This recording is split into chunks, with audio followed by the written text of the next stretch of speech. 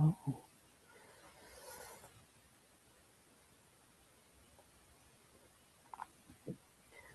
Okay. Well, thank you both for being here with me tonight. I wanted to just take a minute to acknowledge that the purpose of our conversation this evening is to talk about the need and the importance of honoring parents in a survivor's journey after sexual violence, and that oftentimes while survivors are moving through their healing and decisions around justice, that oftentimes parents have to put aside their own needs for what they're going through. And I've had the pleasure of working with you both as parents and as people who I've had to say, let's just put this in a little bubble right now and put it to the side. And I'm really excited to say that Salal is about to launch a support group for parents and caregivers, because we really do acknowledge the impact that sexual violence has more on the many different ripples of somebody's life. And so I really wanted this conversation to be grounded in the strength that I've seen you both walk with, and the fierceness that you both have, the love that you have for your kids, but to be able to center you this evening and have a bit of a conversation around what it's been like and what it could have been like if services were around for your support, and also what kind of community you've built for yourself over time, because I know that you both are incredibly strong and connected people. So I just wanted to take a minute to do that, and then to also acknowledge the land that I am joining from this evening, which is Squamish, Musqueam, and Tsleil-Waututh territories. Although Salal's work happens across Turtle Island, this is where we do most of our work. And we're grateful for the teachings of the stewards of these lands around interconnectedness and being in relationship. And that's one of the reasons why these conversations are so important. So I will say that I am Dahlia. I am going to be our host this evening for our little conversation, and really grateful to be the executive director here at Salal. Spent a lot of time as a victim service worker, which is where I met you both. And so wanted to turn it over to you to introduce yourself and however feels right. And if there's lands that you also want to honor, just leave that to you as well. I can go. I'm Andrea. I'm on the lands of the Musqueam, Squamish, and Tsleil-Waututh peoples as well. I always kind of think about what does it mean to be on these lands? And I think that especially as a parent going through this sort of process, it's really sort of drawing on that. There's a teaching that on these lands, things take as long as they need to take. And I think that that's something that I really hold dear as I kind of go into these kinds of conversations, and what it means to be a parent going through all of this stuff. Yeah. So I'm a mom of twins who are amazing, brilliant, courageous women. And but I've also had the great fortune to walk alongside many survivors over my career as well. And I feel deeply honored by their teachings and their wisdom that allowed me to be able to be responsive when I needed to be. Thanks, Andrea.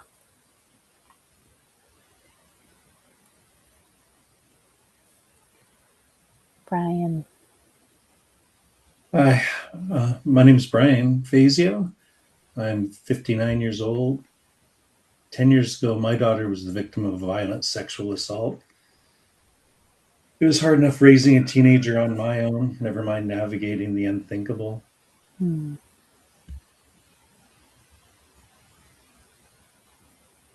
our lives were instantly turned upside down, if not for Salal showing up the first night in the emergency room. I don't know what we would have done. Thanks, Brian. Yeah. It's been a long journey, and I'm grateful that we're all still in touch. And yeah, I hold both of your kiddos in my heart all the time. So my first question, and you can answer this in whatever way that you want, is what, when you received the phone call that you received or the disclosure that you received from your child after they experienced sexual harm, what was it like in that moment? What stands out to you about that? What did it feel like as a caregiver to respond in that moment? And what helped you move through those early days? I received the phone call from the police officer and just rushed to the hospital emergency room.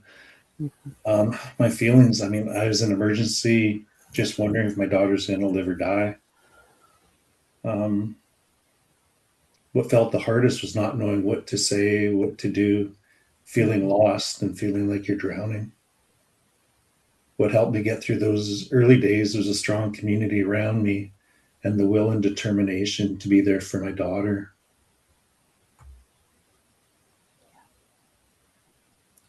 Thanks, Brian. Andrea? For me, I'd already been doing this work for a long time, so it's like academically I knew what to do.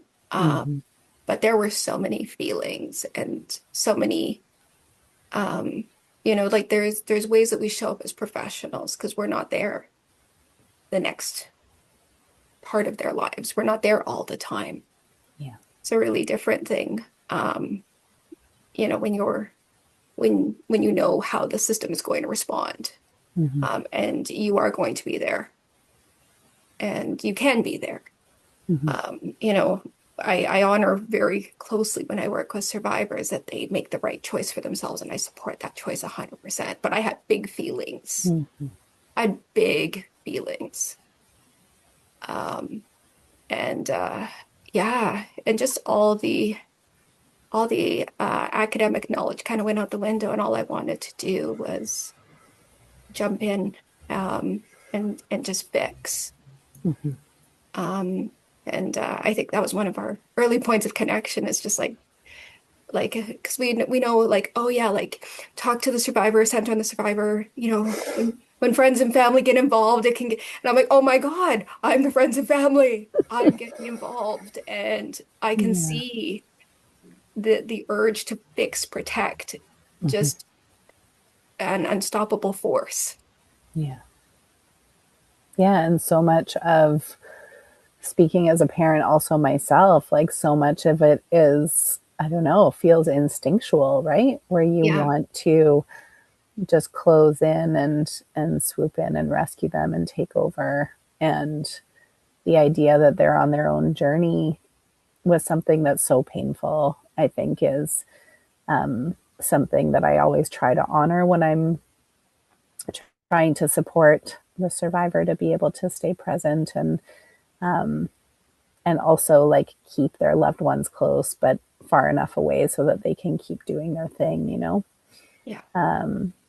So yeah, I can't even imagine.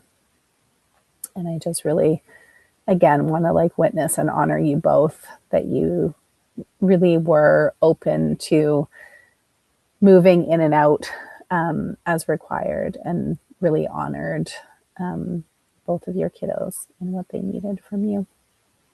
And I know that that wasn't easy. Okay. Thank you both for that. So the second question is more around how you cared for yourself and how you found community. Obviously, so much energy was focused on supporting your kiddo. How did you care for yourself or try to when things felt like a lot or overwhelming? And where did you find support or community? And was there something that you wish existed or that you needed more of that you didn't get? Well, I think that's why I jumped on the opportunity to have this dialogue. It would have made a huge difference. And, I come from a long lineage of feminist activist women getting together. And it was also really hard and isolating as well, because I'm supposed to know what to do. Yeah. I know academically all the things, and it was always focused on the legal logistics and this type of stuff. I think there was also a bit of guilt trying to talk about myself. I have access to these resources. I want to use them for my daughter. Yeah. Taking away from that by holding one of those supports to myself felt unfair. I wanted my daughter to have all the things that she needed. And so, yeah, I think for me, it's like having other people. And that's the other piece too, is it's a lot of the natural supports. This is my daughter's story. It's not my story, and so I can't go and just start telling people this thing happened because they know her. Yeah. And so, it was holding it close. And, I think having something like this would have made a huge difference. Even just hearing Andrea's story, it's just nice to, in a messed up way, just to know you're not alone. Yeah. I guess I tried to find a bigger purpose after the attack, and I started reaching out to other survivors and their families and trying to help. Speaking out for women's rights, all that really came to the forefront for me as a way to deal with what was going on, I guess. In the messed up world of survivors, I found support in a community that not only understood me, but gave me a purpose and the feeling of not being alone. Yeah. It would be nice to be offered stability and the feeling that I was not alone instead of having to seek it out. But Yeah. we had lots of that from you personally. It's weight at the time. But yeah, so that feeling of loss. Yeah. Yeah, for sure. And I feel like both of your stories are public in very different ways. Like Andrea, you're so well known in our sector and through the court also. And Brian, like there was so much media coverage around the case, and so many things were public from your local newspaper and then with the distant, yeah. I mean, Sam was very courageous around sharing things as well. But yeah, I can't even imagine the additional needs around like needing community to process what's going on with all of those pieces as well. But you both, as I said, to be your cheerleader was a true gift because of how much love and support that you were able to really offer and take their lead. So just wanting to prop you up and honor you both again for the ways in which I saw you show up. Okay, so our third question here is just around the ripple effects of sexual harm, because I think to your point, Andrea, living in a world that is so scarcity based, it can feel like it doesn't make sense to provide support to parents when survivors need what they do need, of course. But it's also kind of like the oxygen mask where we need to look after ourselves. And if our parents are an extension of our support group, then it's important that they're also looking after themselves as well. So, but we don't often talk about how it affects parents and caregivers. And I know that both of these experiences have transformed you as individuals, as parents. What, in your words, would you say that this experience or these experiences along this journey, how did they change or transform you as a parent or a person in your relationships as you move throughout the world? Me personally, it changed me as a parent. You take on some of the guilt and the pain, the anguish your child's feeling. It totally changes you. As a person, I've become more mindful of the barriers that affect marginalized groups. It was just hard to believe how many different groups you turn to during times as these. You know, in the women's marches and stuff, it was just amazing the different people that held your hand, basically. Yeah. I think for me, it's changed a little bit the way that I do the work that I do.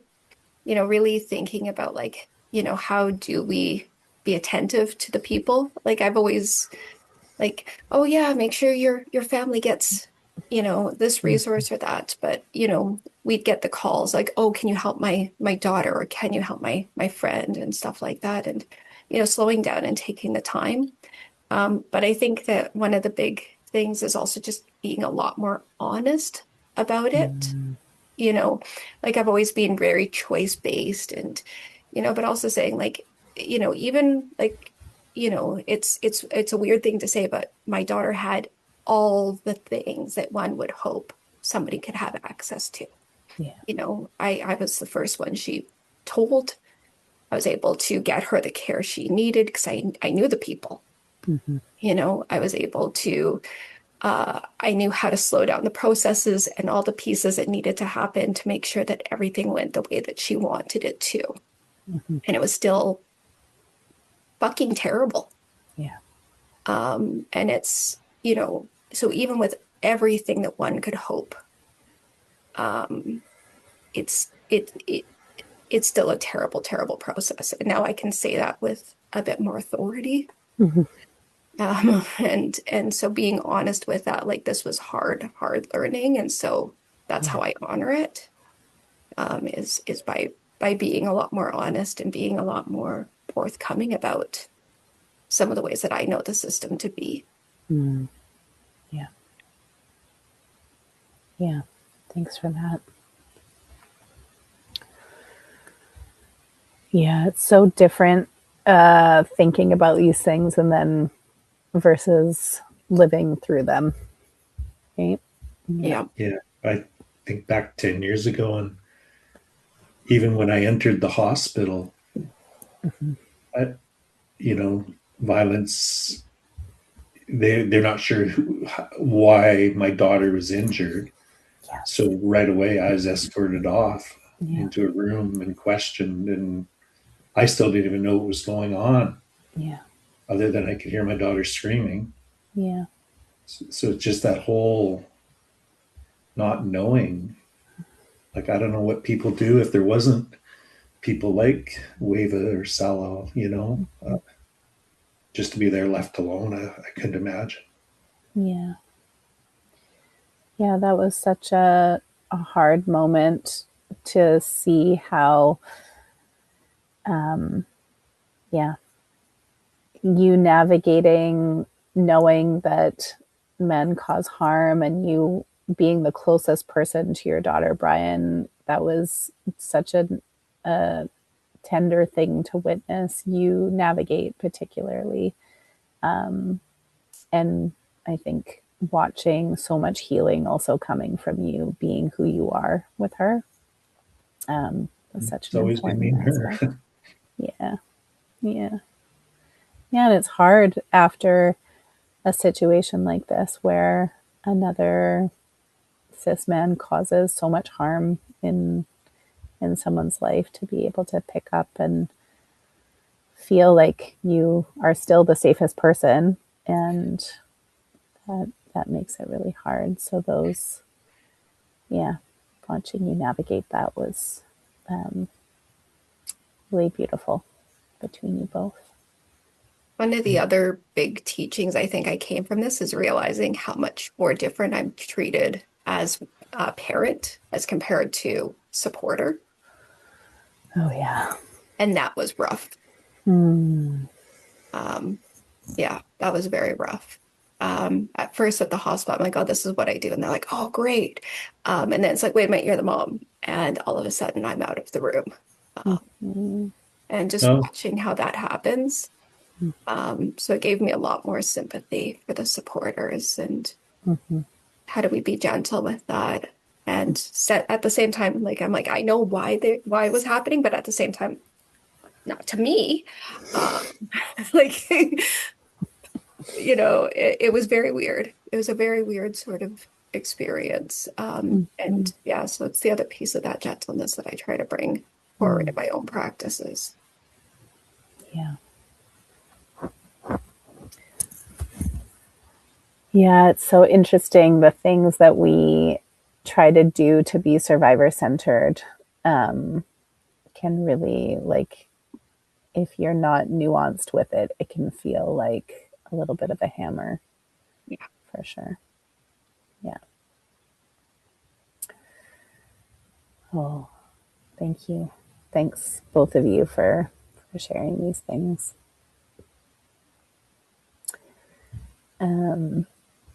It reminds me of all the times I've had to ask parents and caregivers not to be in the courtroom when people are testifying, because people won't say the things they need to say if their parents are around, and just how gut-wrenching asking people not to be there for what feels like such an important part of the journey.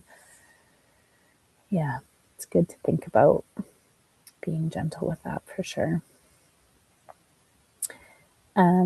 I know, Brian, you've talked a lot about this. The last question that I have for you is just around speaking to other parents and caregivers, and that if there were parents or caregivers listening right now to our conversation who are maybe at the beginning of their journey or right in the thick of it, what you would want them to hear or know about your experience, about wisdom that you'd like to share with them, anything.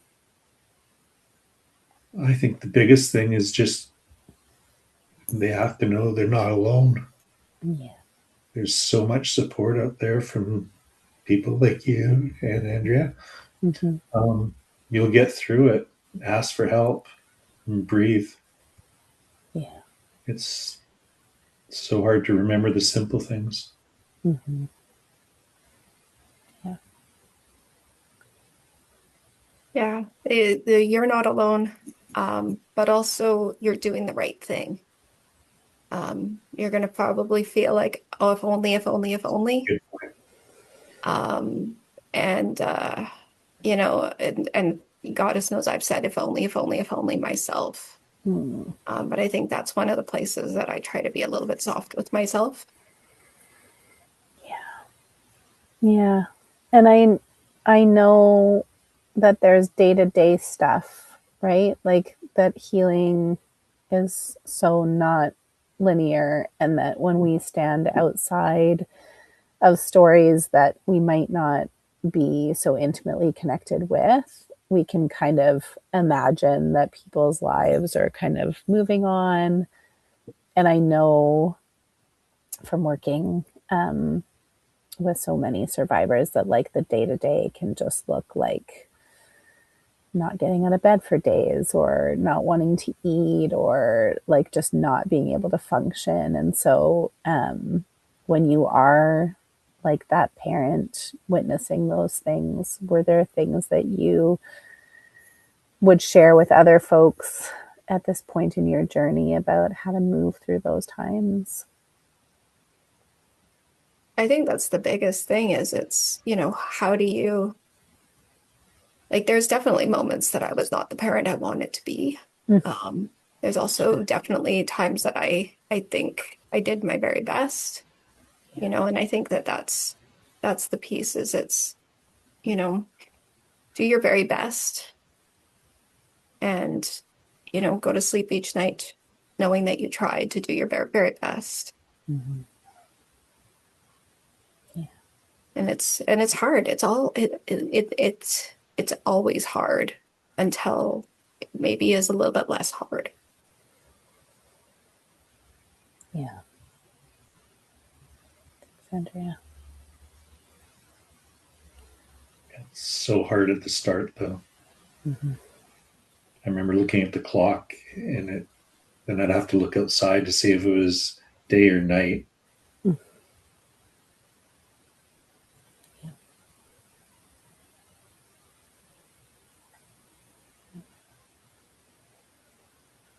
Yeah. So I guess just knowing that there's no cookie cutter response, and that just being able to be by their side while looking after yourselves so that you can keep being there and showing up are some of the important pieces. And my hope is that with this support circle that we're able to kind of support folks to normalize some of those pieces, that you're also not failing if people are not able to get out of bed or able to eat or do any of those things, and that it's also not your responsibility to fix those things, that it will come with time, which I feel is like a big separation between what we take on as parents, feeling so responsible for the outcome of our kiddos' days or how they're feeling, and supporting them to move through stuff. And I think with this, it can be just so different, because it is their own journey. Yeah. Yeah. Yeah. Well, I've reached the end of our questions, and I just want to take a minute to thank you again, and just give you both an opportunity to say anything that might be on your mind or that you want to leave here before we wrap. The idea that other parents are going to be watching this video, just please reach out. Mm. And it doesn't have to be this all, but reach out to somebody. Yeah. And get the solidarity, because it's going to take a while, and it's going to take longer than you think it's going to take, and then it's going to take even longer than that. Yeah. Thanks, Andrea.